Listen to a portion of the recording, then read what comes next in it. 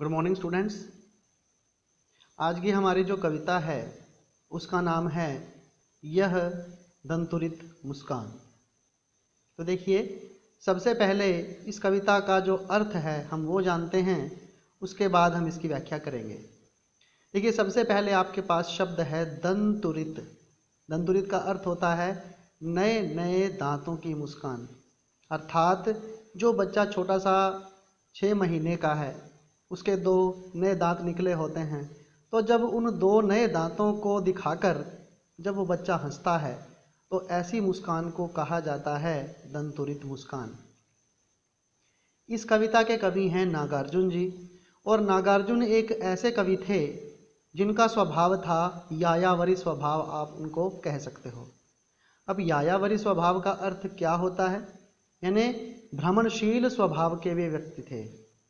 उसके बाद जब वो अपने घर पर आते हैं तो देखते हैं कि उनके घर के आंगन में एक बच्चा खेल रहा है। तो फिर उस बच्चे को देखते ही वो एक कविता को गढ़ देते हैं, और वो कविता थी यह दंतुरित मुस्कान। उस बच्चे की मुस्कान को आधारित करके वे एक कविता का निर्माण करते हैं। यही वो कविता है। देखिए, पहले इसको थोड़ा सा पढ़ते हैं, फिर इसकी हिंदी करने की कोशिश करेंगे। यह तुम्हारी दंतुरित मुस्कान मृतक में भी डाल देगी जान। धूली धूसर तुम्हारे ये गात, छोड़कर तालाब मेरी झोंपड़ी में खिल रहे जल जात। परस पाकर तुम्हारा ही प्राण पिघल कर जल बन गया होगा कठिन पाषाण। देखिए, सबसे पहली पंक्ति क्या कहती है? कवि कहते हैं कि हे बालक, तुम्हारी यह छोटे छोटे दांतों की जो मुस्कान है मृतक में भी डाल देगी जान। अगर कोई मृत व्यक्ति है उसके अंदर भी प्राण का संचार कर देगी। अर्थात मृतक में भी जान डाल देने का अर्थ यहाँ पर क्या है कि जो व्यक्ति कभी हंसता ही नहीं, कभी खुश ही नहीं होता, जिसका जीवन एक मृत के समान ही है, उस व्यक्ति के जीवन में भी नए प्राणों का संचार तुम्हारी यह मुस्कान कर देगी। धूली धूसर तुम्हारे ये गात। अब बच्चा कभी मिट्टी में खेलता है, आंगन में खेलता है, तो उसके शरीर पर मिट्टी लग जाती है, धूल लग जाती है, कीचड़ लग जाता है। तो कवि यही बात यहाँ पर कहता है कि धूली धूसर, धूल से सने हुए तुम्हारे ये गात, तुम्हारे ये शरीर के अंग, इनको देखकर मुझे ऐसा लगता है कि छोड़कर तालाब मेरी झोंपड़ी में खिल रहे जलजात। कि जलजात यहाँ पर है कमल। अब आपको पता है कि कमल कहाँ पर खिलता है? वो खिलता है तालाब में। तो कवि यहाँ पर कहते हैं कि उनको ऐसा लगता है कि जैसे तुम्हारे शरीर पर ये जो मिट्टी लगी हुई देखकर मुझे ऐसा प्रतीत होता है कि जैसे कमल के फूल तालाब को छोड़कर मेरी झोंपड़ी में खिल गए हों। उसके बाद परस पाकर तुम्हारा ही प्राण।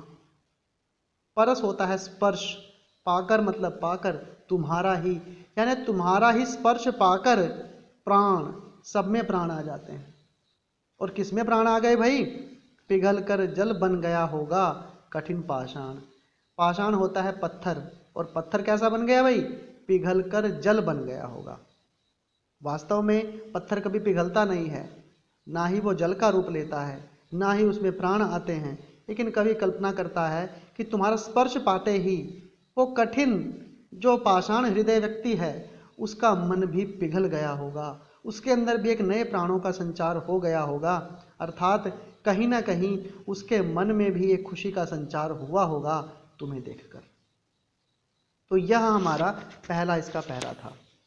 उसके बाद देखिए, छू गया तुमसे कि झरने लग पड़े शेफालिका के फूल, बांस था कि बबूल। अब कवि यहाँ पर कहते हैं कि छू गया तुमसे, अगर तुमको किसी ने छू लिया तो उससे भी झरने लग पड़े, झरने लग जाएंगे। क्या? शेफालिका के फूल। उससे भी शेफालिका के फूल झरने लग जाएंगे, चाहे वो व्यक्ति कैसा भी हो। और वो व्यक्ति कैसा होगा आगे बता रहे हैं, बांस था कि बबूल। चाहे वो बांस के समान नुकीला हो या बबूल के समान कांटेदार भी हो, उसका जो हृदय है इन्हीं सब चीज़ों से भरा हुआ हो, लेकिन वो भी, उससे भी शेफालिका के फूल झरने लग जाएंगे जब वो तुम्हें छू लेगा। तुम मुझे पाए नहीं पहचान, देखते ही रहोगे अनिमेष। कवि कहते हैं कि हे मेरे पुत्र, तुम मुझे पहचान नहीं पाए और तुम मुझे बिना पल के झपकाए ऐसे ही देखते रहोगे। निर्निमेष का अर्थ होता है बिना पल के झपकाए। थक गए हो, आंखें लूं मैं फेर। कवि कहते हैं कि शायद हे बच्चे, तुम थक गए हो, इसलिए मैं अब अपनी आंखें फेर लेता हूँ। आपको इस बात का पता है कि छोटा बच्चा अगर किसी को पहचानने का प्रयास करता है तो उसकी ओर वो लगातार देखता रहता है जब तक उसे पहचान नहीं लेता। अगर पहचान जाता है तो उसको देखकर वो हंसता है और अगर नहीं पहचानता है तो अपना मुंह वो फेर लेता है। कहता है फिर, क्या हुआ यदि हो सके परिचित न पहली बार। कवि कहते हैं कोई बात नहीं, अगर हमारा परिचय पहली बार में नहीं हो पाया तो क्या बात हो गई। यदि तुम्हारी माँ ने माध्यम बनी होती आज। तो कवि कहते हैं कि अगर तुम्हारी माँ आज हम दोनों के परिचय के माध्यम न बनी होती तो क्या नहीं होता भाई। न मैं सकता देख, न मैं पाता जान।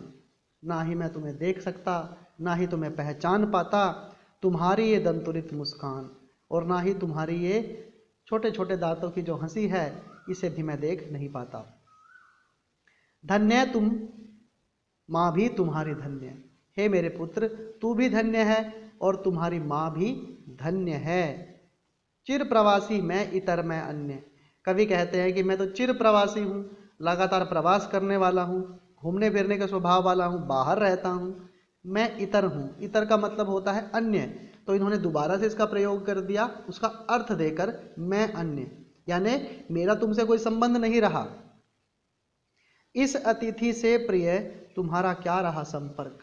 हे मेरे प्रिय बच्चे, मुझ अतिथि यानी जिसके आने की कोई तिथि नहीं है, मेरे साथ तुम्हारा कोई संपर्क रहा ही नहीं। और अंगुलियां माँ की कराती रही हैं मधुपर्क, और तुम्हारी माँ की अंगुलियां ही तुम्हें वो शहद, वो घी, वो मक्खन, वो दूध, वो सब खिलाती रही हैं।